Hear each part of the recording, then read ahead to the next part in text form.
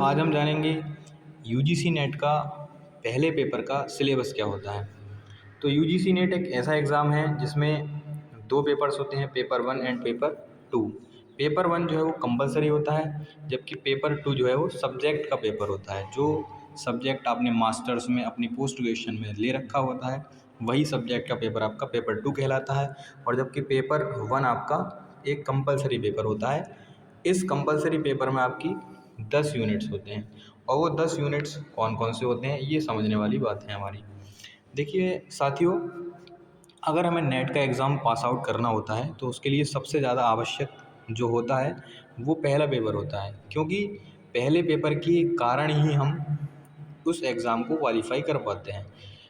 तो पहले पेपर का एक बहुत बड़ा रोल होता है जिसमें 50 क्वेश्चंस होते हैं, और 50 क्वेश्चंस आपके इन 10 यूनिट्स में डिवाइड रहते हैं। जिसमें पहली यूनिट जिसका नाम है टीचिंग एप्टीट्यूड, जिसको हिंदी में शिक्षण अभिवृत्ति के नाम से जानते हैं।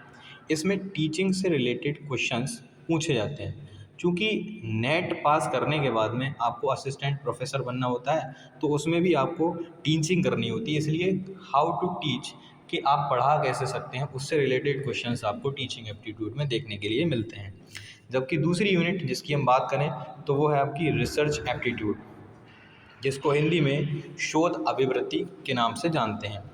प्यारे साथियों, सबसे ज़्यादा आवश्यक या कह सकते हैं कि सबसे ज़्यादा इम्पोर्टेंट जो यूनिट होती है वो रिसर्च एप्टीट्यूड मानी जाती है इस पूरे पेपर की।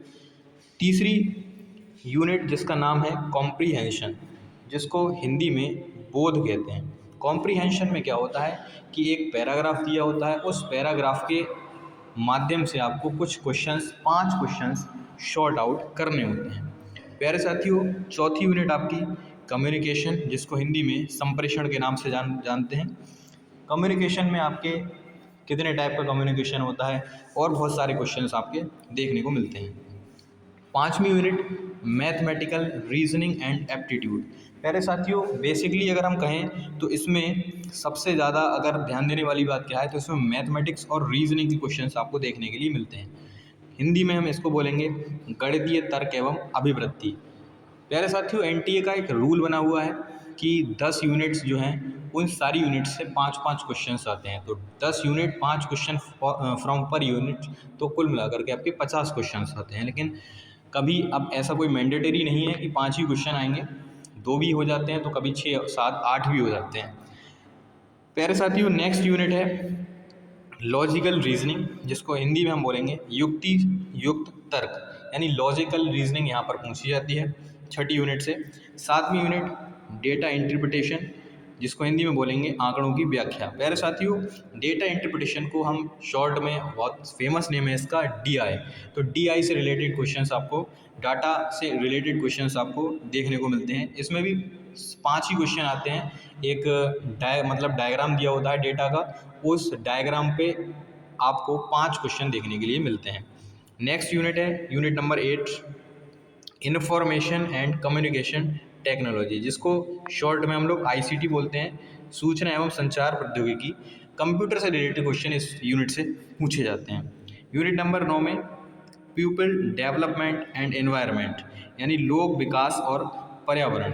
यानी कहने का मतलब ये है कि पीपल डेवलपमेंट और एनवायरनमेंट, ये प्यारे साथियों सबसे ज़्यादा ब्रॉडर यूनिट अगर कोई है इस पेपर में तो वो यही है, क्योंकि ये एक ऐसी यूनिट है, इतनी ब्रॉडर है कि इन्वायरमेंट जो अपना एक सब्जेक्ट है ना, वो अपने आप में एक सब्जेक्ट माना जाता है।